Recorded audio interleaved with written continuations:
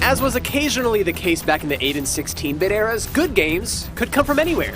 A movie or TV show tie-in stood just as much of a chance to be a good game as a wholly original idea. And when done right, those games came out like The Adventures of Batman and Robin for Genesis. Taking on the form of a side-scrolling brawler, which is sometimes a top-down shmup, which is sometimes a side-scrolling shmup, this game is Bruce Wayne taking out the baddies with 3 different types of upgradable batarangs, multi-hitting dive kicks, and his own bare fists. And for twice the firepower, a friend can hop in as Robin and lay down the law with you. I mean, it is kind of implied by the name of the game, after all.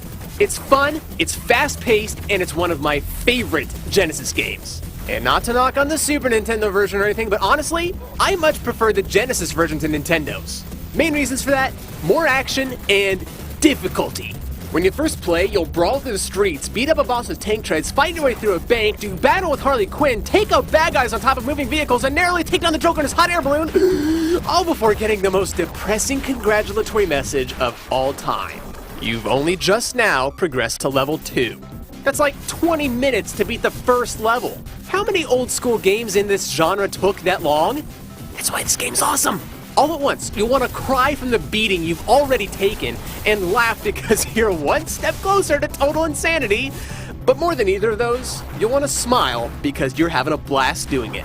But one thing that can take a fun game and boost it into greatness territory is making it pretty to look at. I mean, would Yoshi's Island really be as memorable as it is if it didn't have that cartoony look to it? From a technical perspective, The Adventures of Batman and Robin does some really fancy stuff. The SNES's Mode 7 graphics are great and all, but in a lot of situations, I think it was a way for developers to achieve a graphical effect without having to put in too much effort. But then look at the Mad Hatter boss fight in this Genesis game and tell me this isn't awesome looking. Somehow, the developers did more with less.